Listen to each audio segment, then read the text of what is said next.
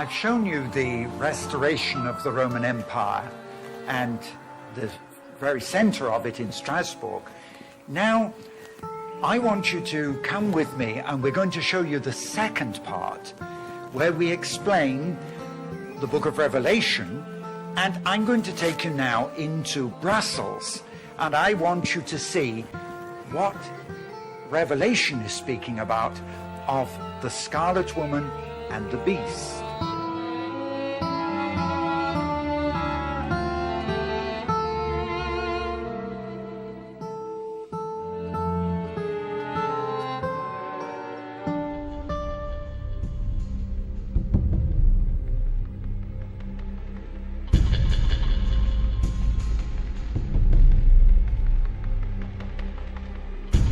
It is interesting because there are actually two main symbols used by the European Union, both of which are found in the Bible.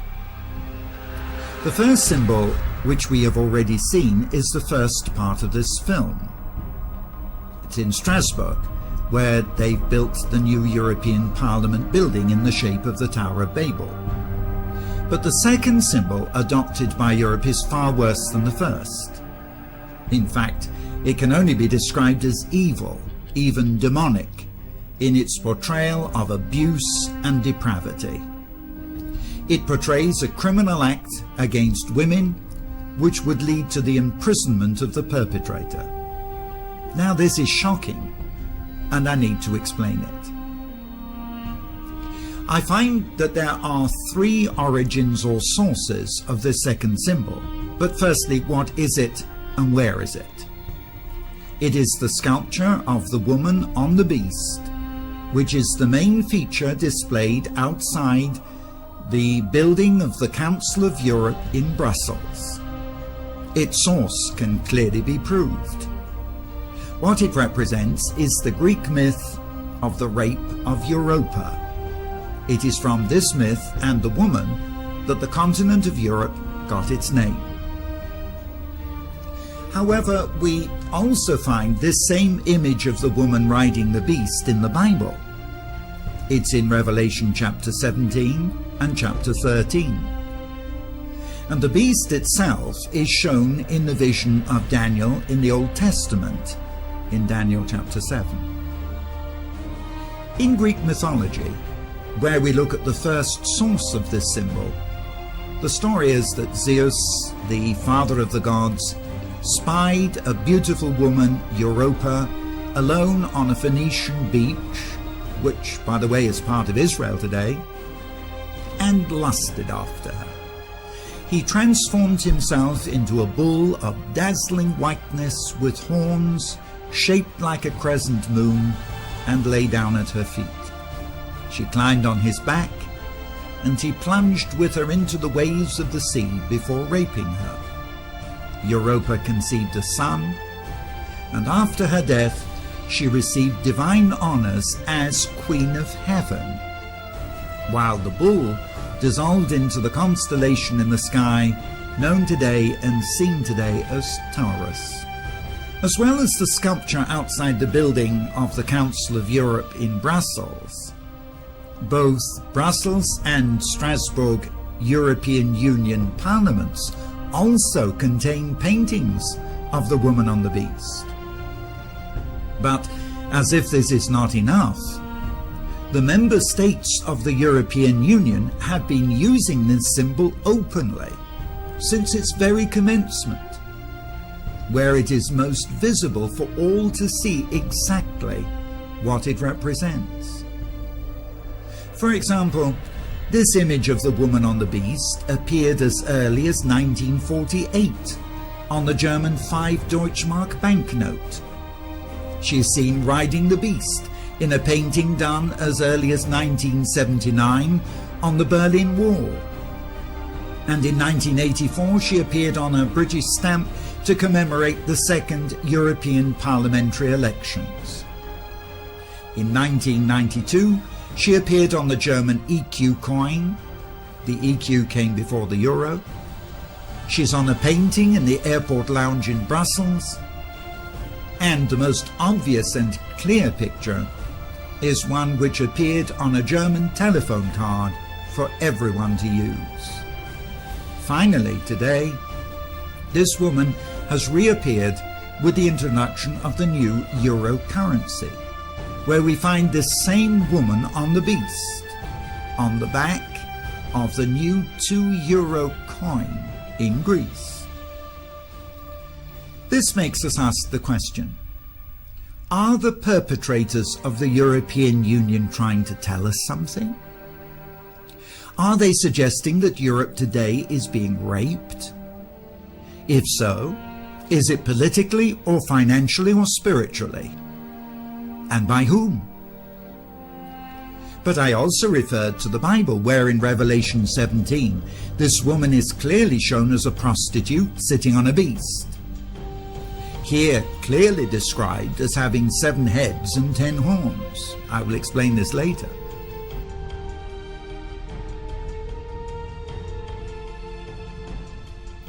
But the woman also has a second name, because written on her forehead is the name Mystery Babylon, which I will also explain later when I show you that ancient Babylon is actually today to be found in Berlin in Europe. Growing up under Greek and Roman culture as well as Hebrew, the men of the Bible must have known the myths which were an important part of the culture surrounding them, especially because even the New Testament was written in Greek, and the inscription over the cross of Jesus was in these 3 languages, Latin, Hebrew and Greek. Probably Jesus, but certainly Paul, who used illustrations from the Olympic Games and preached in Athens, and John the Apostle, who wrote Revelation, would have understood the myth of Europa and the bull. In Revelation 13, the beast is described as rising out of the sea and having 7 heads and 10 horns. In the Old Testament, this beast appears in 2 forms. The first in Daniel 7, where as the 4th king or kingdom, it also has 10 horns. But the most significant is the one which I will explain next.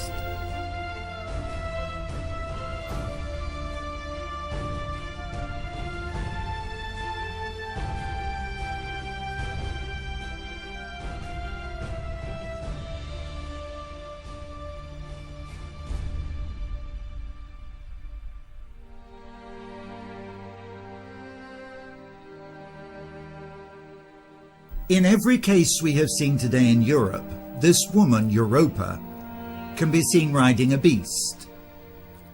Note that where this story appears in the Bible, the forehead of the woman on the beast is branded with the name Mystery Babylon, Revelation chapter 17.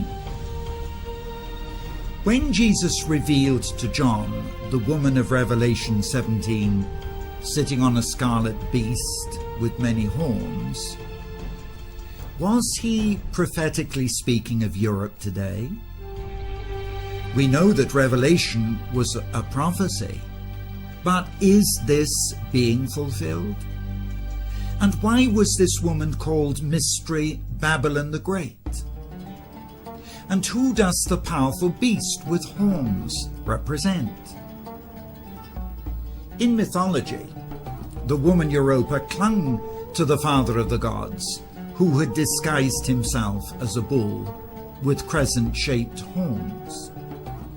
The symbol for the father of the Middle East pagan god, Baal, as we know him from archaeology and from the Bible, Zeus or Jupiter as we know him from Greek or Roman culture, was a bull with great crescent horns. And the ruling god of ancient Babylon and the Middle East was the moon god, again depicted as a bull with crescent horns, or simply as the crescent moon. We have every reason to believe that Allah is the same moon god that Muhammad chose to worship, and who is worshipped by many people today. The crescent moon is the universal symbol of Islam, on its mosques and flags everywhere today. So what connection has Europe to Islam? Looking at history, from the beginning Islam has struggled with Europe. First the incursions of Islam into Europe through Turkey, the Balkans, Spain and France, to overwhelm Europe by war. Then the European Crusader invasions into the Bible land of Israel to wrest control of the land back from Islam. Then, 100 years ago, oil was found in the Middle East, making the Islamic nations politically and economically the most powerful and desirable on earth. A violent union between Europe and Islam began. In World War I, the European armies fought each other in the Middle East. In 1917, when the French and the British were driving the occupying Turks and Germans out of Israel and Jerusalem and the surrounding lands, the British government cut deals with both Jew and Arab to gain maximum support, laying the foundation of today's conflicts.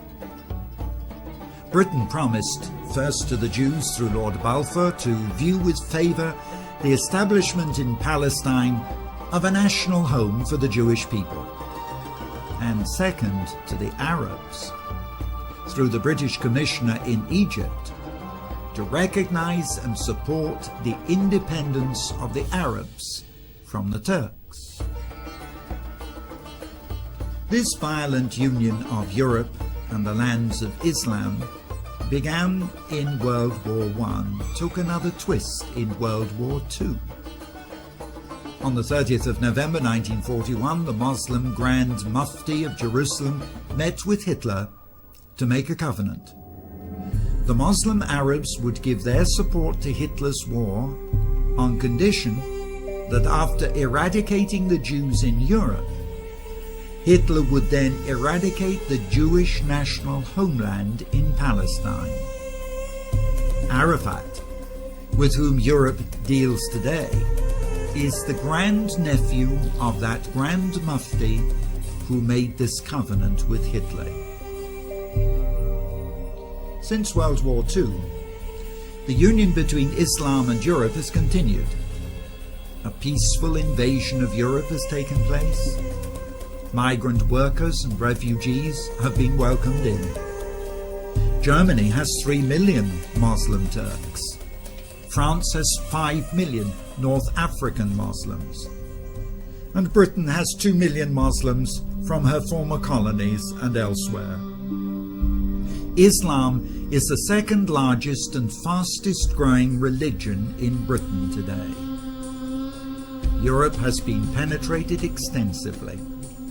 Islam welcomed liberally. Land donated freely for her mosques and schools. And whilst European culture is suppressed in Islamic countries, and the practice of the Christian faith forbidden by law in our European countries, we are afraid to offend Islam. Our European Christian leaders make loving, interfaith overtures towards the Babylonian moon god Allah to recognize him as another equal revelation of the God of the Bible. Europe, Islam, and Israel. The European Union, following in the tradition of Hitler, is one of the greatest political and financial supporters of Arafat's Palestine against the Jews.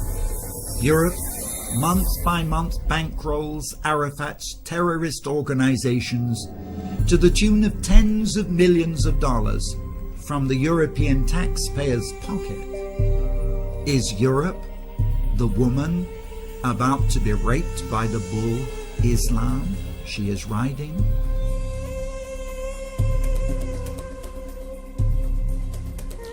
National newspapers published in June this year the fact that because of the open doors policy towards immigration in Belgium, Belgium has become the headquarters for the Muslim invasion of Europe.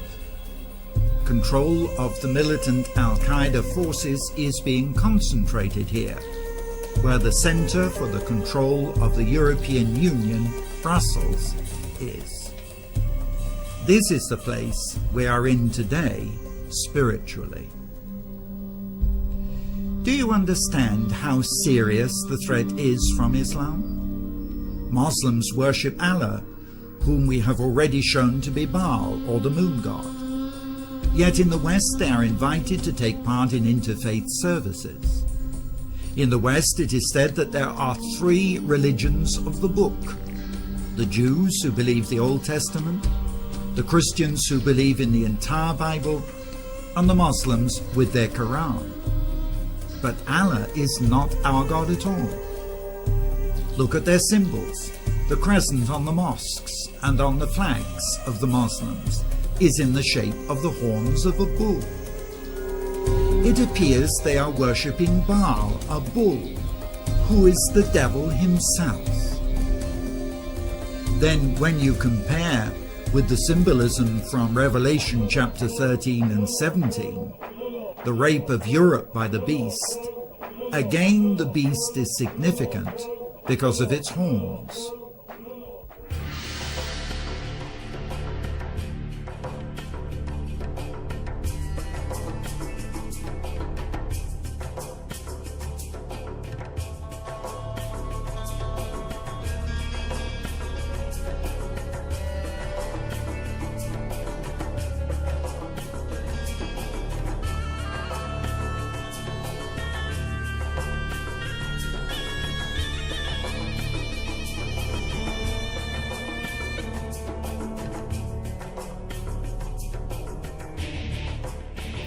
Today, we are seeing the rise of a militant Muslim fanaticism which is threatening the stability of the world.